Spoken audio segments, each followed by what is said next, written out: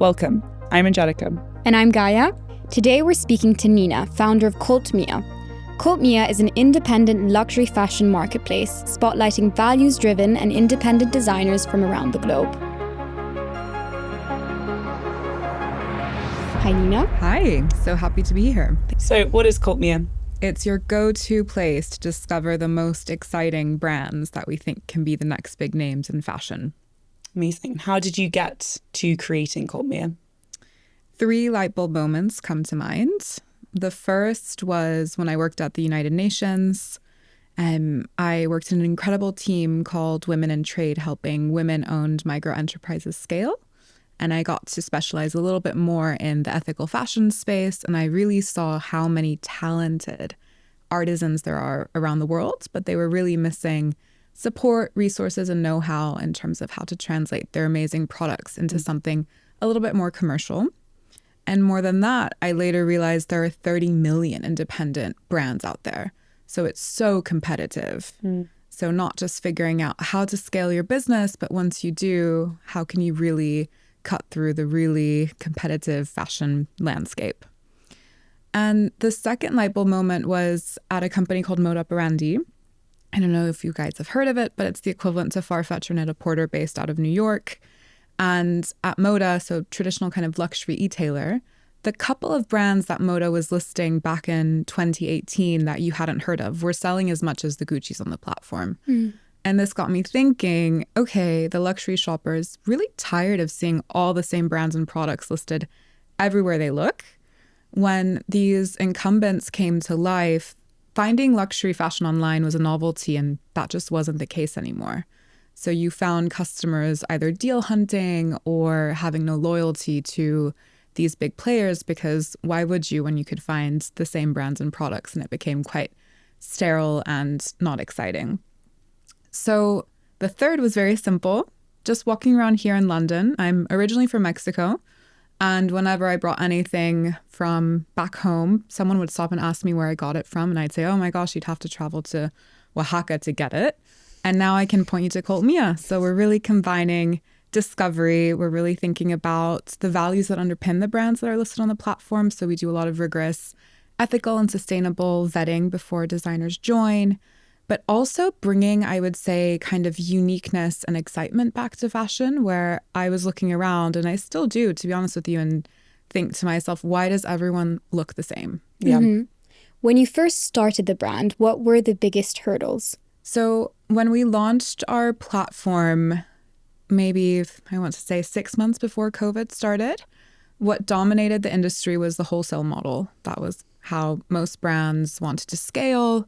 D2C was quite challenging. So convincing these smaller independent designers to join a platform on a marketplace basis, so we don't own or touch any inventory, that was a challenge, because what they wanted was that upfront large order, that economic upside.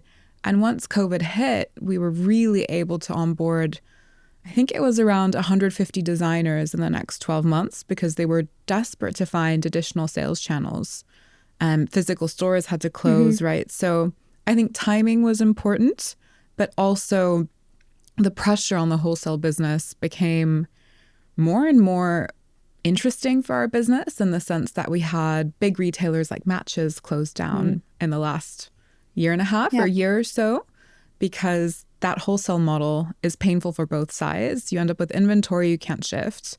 You end up running tons of promotions, and you end up acquiring customers who get used to those promos, and your margins get a bit scrunched. But also as designers, especially smaller brands, it's a lot of working capital pressure. So you have to pre-buy all your materials, you have to produce in bulk, and then you end up waiting sometimes up to a year to be paid.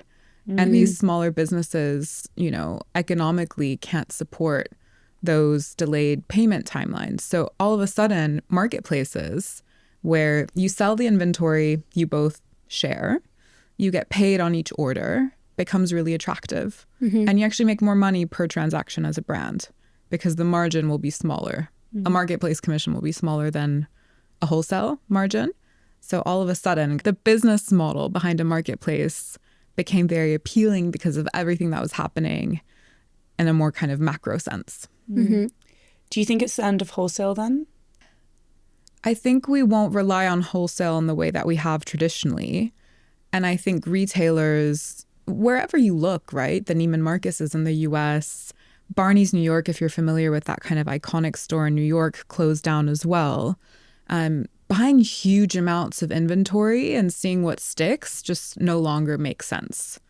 Because trends change quickly, consumer appetite is kind of changing, and you want to have that flexibility to trial and adapt to changing customer preferences and needs. So I think there will always be a place for wholesale in certain contexts, but I think retailers will have to adapt more hybrid models. What do you think the main factor is that has driven this? Well, I think probably the rise of D2C from a lot of brands.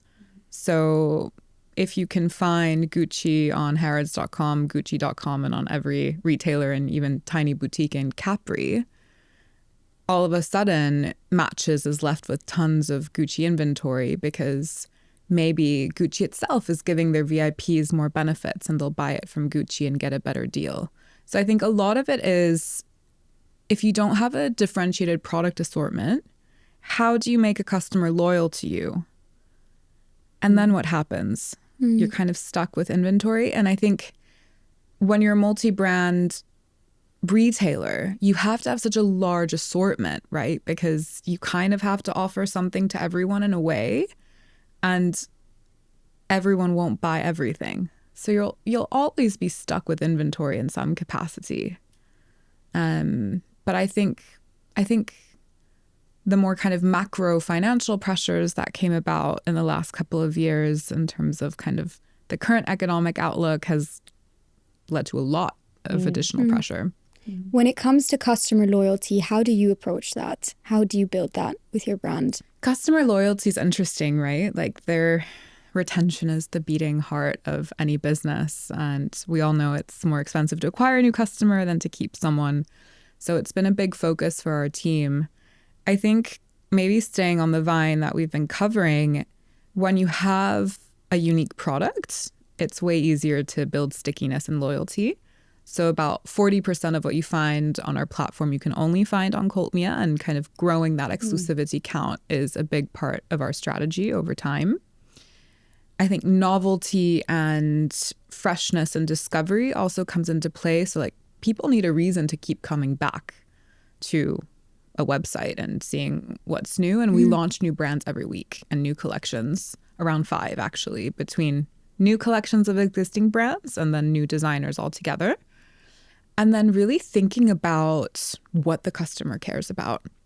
And we have 2 big customer pools. I live here, but actually our biggest markets are in the US and the Middle East. And those 2 customers behave very differently and care about different things. Yeah. So how can you speak to them and treat them in the way that they like? And our customers spending, above £550 per order. So it's very much that luxury shopper who is complementing their Chanel purchases, but with something that you'll stop and ask them where they got it from. I think what's interesting about premium brands is that customer experience is really important, right? So how do you weave that into a digital experience? I would be lying if I told you that I think our biggest point of difference is the digital experience. I think our biggest point of difference is our curation and the selection, and not just the selection of designers, but we carefully select every product that you see, and we spend a lot of time going through that process and ensuring the right quality, that we're on trend, that we're meeting kind of your wardrobe needs. And we focused on a digital experience that is meeting the expectations of the luxury customer. But I think we're too young in our journey to have invested huge amounts on the tech and UX side, because that's not why you'll come to Cult Mia. You'll come to Cult Mia because you're looking for a wedding guest dress that no one else will have, and everyone will ask you about it. Yeah. How do you source the designers? So in a few different ways, but what we've found to be the most effective is teaming up with the equivalents of the British Fashion Council in different regions. So we partner with maybe at this point 40 different international fashion organizations.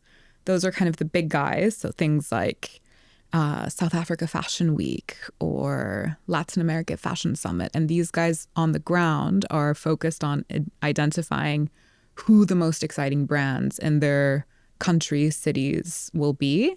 And we get that pipeline and then we get to kind of select what makes sense for us. But I like that B2B sourcing model because it's a little bit like if you think about a VC, and I think a lot of VCs will tell you that warm intros go a long way because it's been pre-vetted and it's much harder to make it through the pipeline if you send someone a cold email.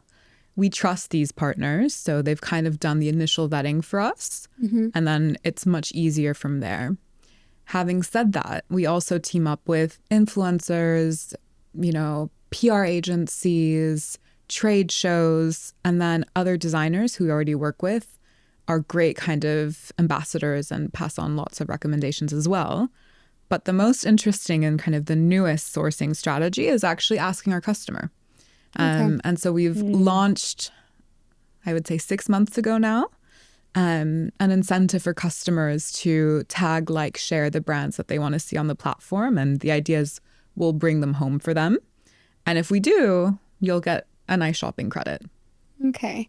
What was the funding process like? The founding or funding? Funding. Funding. And we can talk about founding And too. founding, both. I guess they're entwined in many ways. Yeah. You need capital to grow your business. So funding process to date has been exciting.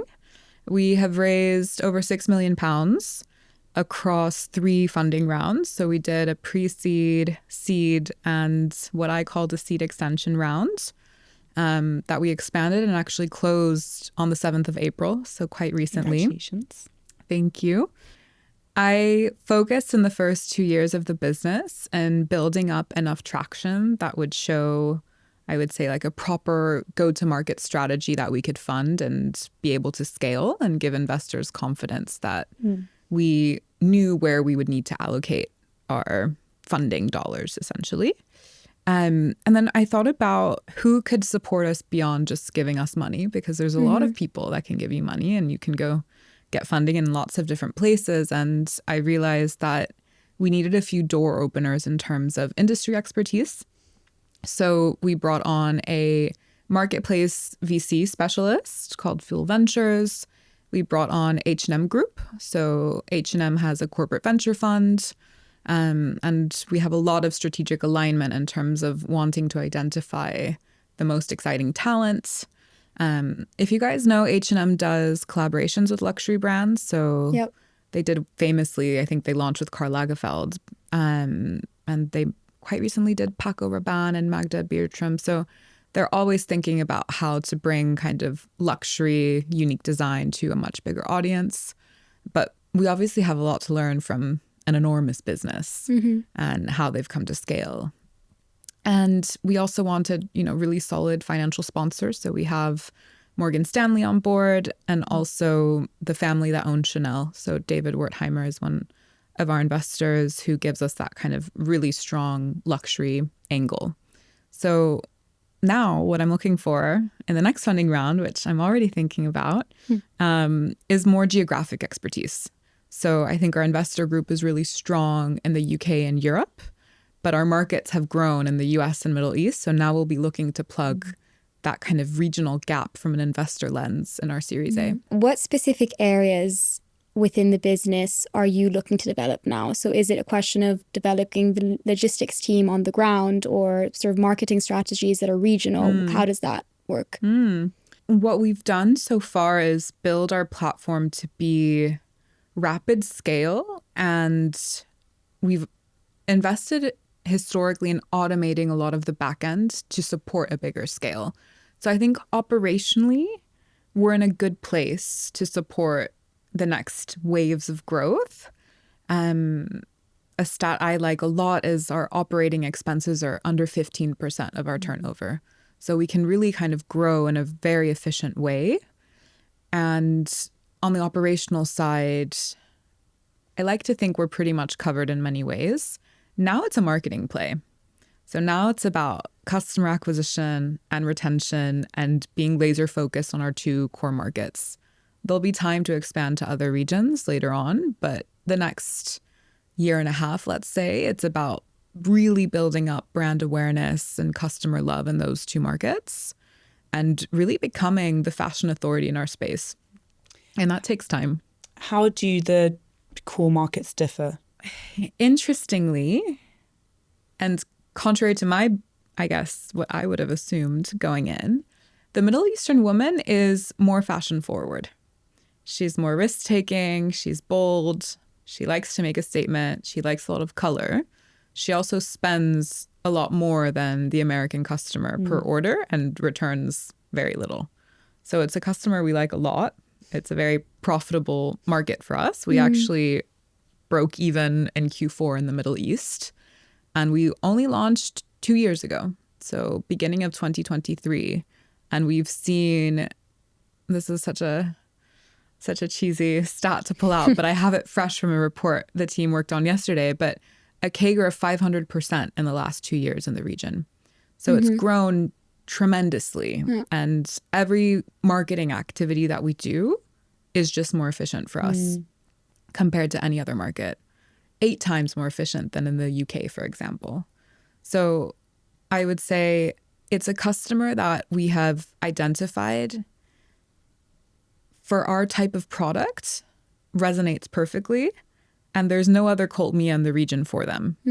So it's been a really interesting market to watch evolve. The US, I would say, is way more competitive, obviously, but it's a bigger market. But there's established players who've been, sourcing brands for a while, different brands to us, but there's a lot of shopping options, I'd say, and a lot of brands that are popping up every day in the US. So I would say the US customer expects things faster, wants better deals on things, is maybe, I wouldn't say less fashionable, but less, maybe a bit less risk-taking than I would have imagined, at least when they shop with us. Practically speaking, how have you gathered this insight? Well, we have done a lot of customer insights, everything from analyzing what has been purchased, what has been browsed, how we've acquired our customers, but also interviewing them and talking to them. And we've landed on 2 different personas, one for the Middle East and one for the US. Both love fashion, but in different ways, and both have different expectations, I'd say. When it comes to customer retention, what strategies are you going to experiment or have you already experimented with that help with that? Ooh, retention, I think there's a lot more that we want to do and could be doing. I would say the first couple of years was building up a customer pool that you now want to retain. But everything from, thinking about how to speak to your VIPs in a way that makes them feel very special, to organizing different types of in-person activations and events, to surprising and delighting in different ways, thinking about how to reward customers through exclusive early access, for example, feeding in their insights into our curation, everything of the sort. I want to know, so you have a background in finance. What was that transition like? And do you think your experience in finance helped you with Cult Mia? Yes, definitely. I think what I've found in building this business was I was very focused on making it commercially sound from the beginning. And the feedback that I've gotten from our investors is that a lot of times, and maybe it's a bit of a stereotype, but founders in the fashion space are way more creative than me. I'm not the creative mind of the business, but are maybe missing the financial underpinnings that make a business viable in the long run. So I think that has definitely helped me in kind of presenting the business and being able to go through these various funding rounds. Absolutely. And then just more like a personal level, when you work in investment banking, you learn to work really hard. And I think, any founder has to be very resilient and building their business. And I think it was a great school in terms of work ethic and team building and also being very detailed. Very detailed oriented. Yeah. At what point in time did you think, right, I'm done with sort of banking, I want to be a founder? So I tried to set up a company when I was 19. Wow. I was a student at Stanford, and I come from a Mexican family where we would not have dinner at 5 p.m. and the dining halls were open from 5 to 7 p.m. And I thought, that is crazy. And no one had cars. So I thought, okay, well, let's connect Palo Alto restaurants to hungry Stanford students who were tired of like the canteen food and maybe wanted to eat a little bit later. So I worked with a friend on a business idea called Food to Campus, which would now be something like Deliveroo Yeah. or Uber Eats, before their time. And we onboarded different restaurants and really thought it was a great idea, but didn't really know how to scale the business. Of course, yeah. But I would say, although we didn't get very far, I loved the process of building something from scratch. And I think I knew from a very early age that that's what I found the most exciting and rewarding.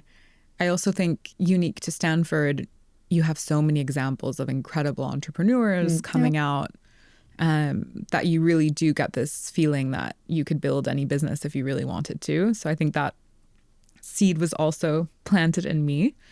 But I think I was conscious that I needed to build out my skill set in many ways. And what did I really know as a economics and politics student to build a business at 21? Not much.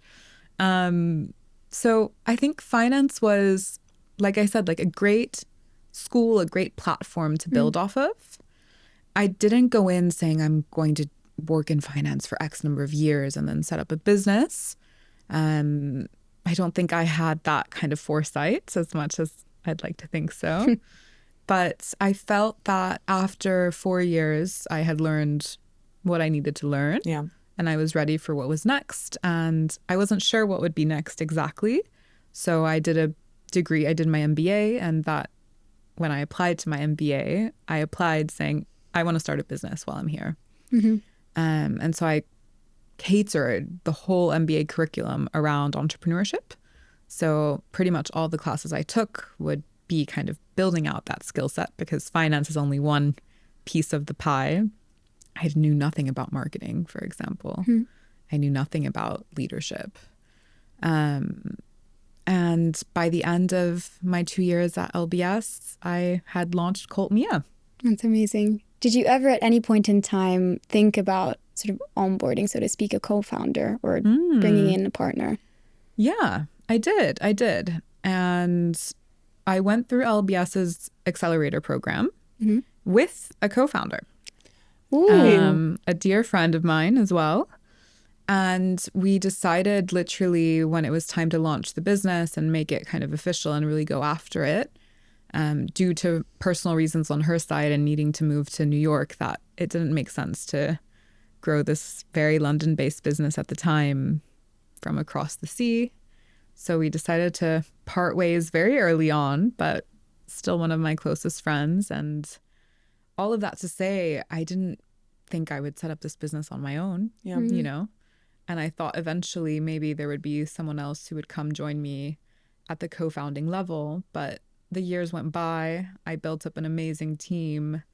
And I think that title or not, you know, we have an amazing C-suite now, CMO, COO. They're kind of filling that function in so many different ways. Going back to what you were saying before with looking at the business holistically, which part do you think you've had to learn the most, and how have you learned it? I didn't realize how important marketing would be for my business. So I was like, okay, well, I need to know about kind of structuring commercial partnerships. I'm onboarding designers. Okay, I need to learn about operations because we're fulfilling orders. I need to learn about e-commerce because we're, you know, building a website and listing products online. Like, that was quite obvious. But really, the growth engine is marketing, because we're a fully online business. So we need to be acquiring customers. We need to be building a brand. And I knew how competitive the market was, but I think I underestimated the power of a brand itself and kind of allowing for that rapid growth that all founders seem to be chasing, that is sustainable over time. And I had no marketing experience whatsoever. I didn't know anything about digital marketing, social media, press, how to work with influencers, content creation. So there was a lot to learn. And to be honest, I learned pretty much on the job. The marketing classes I took during business school are good fundamentals, but executing and setting up your own marketing strategy is very different. But it's not rocket science. You learn by doing, I guess. think you end up looking for the right advisors early on when you realize it's a gap. And then the first kind of hire that I made was dedicated to marketing, essentially. What marketing strategy worked best for you? And I know it might be hard to pick one in particular, but if it's not a strategy, what sort of principle do you think is really important? I think on a principle level, you can think about building a brand that's functional and practical and solves a need, or one that connects with your customer on a more emotional level. And we've trialed both. So to make this a bit less fluffy, when you shop on Cult Mia, you're shopping luxury, but at a better price. Because if you buy a gown from Oscar de la Renta, you might be spending 10, 20K on it. But you can find something equally unique and I would argue equally well made, but for £800. Leading with a marketing campaign that's like luxury without the price tag did not resonate as well. Interesting. That to me is kind of like the practical side. You're like, well, don't you want a better deal? Yeah. Leading with one of a kind, handcrafted for you by women who've been employed coming out of prison in Beirut through a social enterprise. That is a real brand story of one of our brands online. Oscar-worthy red carpet dress. Like, wow, like I'm excited about that. In parentheses, and it is at a better price, but you don't lead with that or call it out. Similarly, sustainability has gone through a big journey in the last 5 years that we've been building this business, in the sense that it became the biggest buzzword in about 2020, 2021. And while we do a lot of sustainability and ethical vetting for the platform, there's a baseline to join, clear criteria, there's some hard no's. We're not promising all the brands do everything perfectly, but they're doing things according to our standards well enough to work with us. Leading with sustainability, that's also not a strong tagline. Because one, I think people are growing to expect it, so it's not really a point of difference. And two, sadly, people don't care enough either. So you're not going to buy something just because it's sustainable. You're not going to pay more for it because it's sustainable. It has to be well priced, well made, unique. And if it's sustainable, that makes you feel even better. So I go back to kind of like the feeling side of marketing, and that's kind of where we've seen more success. That's so interesting. And how does social media factor into this for you? Social media has been a tremendous tool for us. I think our audience is now over 300,000 across the various channels. And it's a really powerful platform to spotlight designers, share their stories in different ways, reach global audiences, be very creative in the content that you create, bring in lots of different voices. So we partner with hundreds of influencers on an annual basis, and different types of creators, artists, musicians. And I think that brings a lot of richness to your marketing. But at the end of the day, it's also very saturated. So there are days where I'm like, I actually don't want to go on social media because it's just like, there's so much content coming out that, I don't know, like, ooh. And is it all genuine, or do I feel like I'm constantly being sold on something? So I think, having said that, it's been an amazing tool, and that last snippet is my personal feeling, not my business feeling. I think it's evolving, but it's here to stay. So where do you see Cult Mia going in the next 5 years? My ambition is to be the largest independent fashion destination in the world. And my ambition is for us to really be the authority in that space and to not have to introduce what we do to anyone. I think you won't see major changes to how we work and how we operate.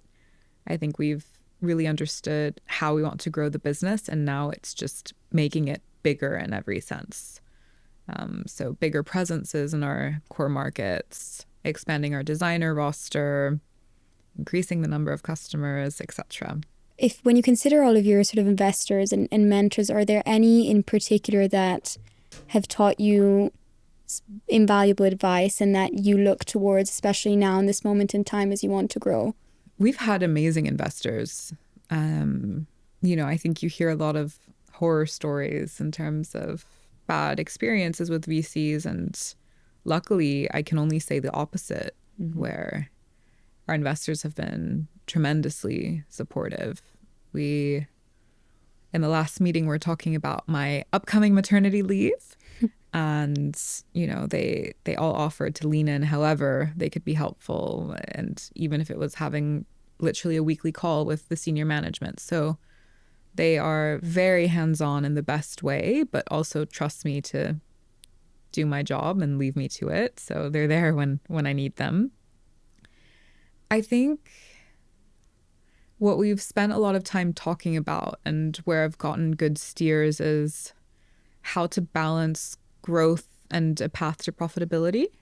And investors have different perspectives on it. And it's a weird thing to say because I'm obviously building a business, so I'm not risk averse as a person. But I would say I'm cautious when it comes to overspending.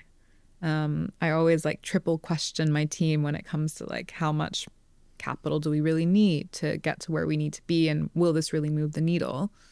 And my investors gave me a good push last year when there was a lot of consolidation happening in the market. We spoke about Matches, but Farfetch got acquired and Net-a-Porter is being acquired, and a lot of these giants are really wobbling, and we felt there was white space opening up where there was an opportunity to put our foot on the pedal and really scale. And they were like, it's not the time to be as conservative as you want. Let's go for it. And I think having those perspectives have been helpful and have given me more confidence to be maybe a little bit more bullish. So how do you lead? I think every year that I've been in my leadership role at Cult Mia has required different types of leadership. I would say the first 2 years was very much leading by doing and by example. I was wearing so many different hats. Our team was very small. We were literally learning on the spot. We were all rolling up our sleeves. And then in the second part of growing this business, I think I've had the opportunity to take a few steps back and really learn about how I can empower our key team members to be leaders in their own rights, and really learn to trust that I've hired the right people to do the right job, and to learn how to be a sounding board and how to ask the right questions rather than telling everyone what to do. So I would say I've become a more observant and collaborative leader over time. But what I tell my whole team, and not just at the leadership kind of level or the management team, let's call it, is I expect everyone at Cult Mia to be an entrepreneur in their own right. We're still, a scale up. We're still growing. Everyone needs to have that entrepreneurial thinking and to demonstrate, I think, core leadership capabilities in order for this whole business to work, not just me. So I think it's a very, I would say, flat environment where I would hope everyone feels comfortable always sharing. And an example that comes to mind is every single person in the company presents something in our weekly team meeting. Like everyone's voice matters. We do team offsites. We really come together as a collective. And I think that's where, real strength comes in. And then I'm also trying to balance, being a relatively new mom and showing my team, who are actually all women, that, we want to make this business enormous, but we also want to be happy in our lives. And I think that maybe brings me full circle on kind of leading by example and showing them that at the end of the day, my family will be number one. Yeah. But that doesn't mean the business suffers off the back of that. Amazing. Well, thank you so much for coming today, Nina. Thank you so much. Thank you both for having me. Thank you.